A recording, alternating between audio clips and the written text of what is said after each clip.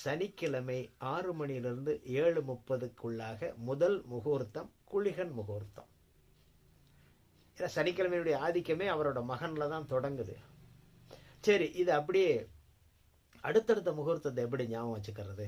அப்படியே சனிக்கிழமையிலேருந்து ரிவர்ஸில் போயிருங்க. இப்போ சனிக்கிழமை காலையில் முதல் முகூர்த்தம் 6 to 7:30. அடுத்து வெள்ளிக்கிழமை 2ஆம் முகூர்த்தம் 7:30 to 9. வியாழக்கிழமை 3ஆம் முகூர்த்தம் 9 to 10:30. புதன்கிழமை 4ஆம் முகூர்த்தம் 10:30 to 12. செவ்வாய்க்கிழமை 5ஆம் முகூர்த்தம் 12 to 1:30. திங்கக்கிழமை 6வது முகூர்த்தம் 1:30 to 3.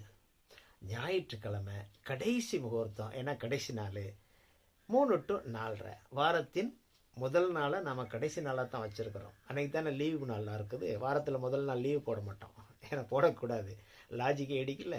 அப்போ ஞாயிற்றுக்கிழமை கடைசி நாள்னே மைண்டுக்குள்ளே வச்சுக்கிடுங்க. அப்போ ஞாயிற்றுக்கிழமை கடைசி முகூர்த்தம் 3 to 4:30. ஏன்னா அஸ்தமனத்திலே குளிகன் வரமாட்டான், குளிகனும் வரமாட்டான், யமனும் வரமாட்டான். அஸ்தமன நேரத்தில் குளிகனும் யமனும் வரமாட்டான். காலையிலே இவங்க வந்துடுவாங்கன்னு ஞாபகம் வச்சுக்கிடுங்க.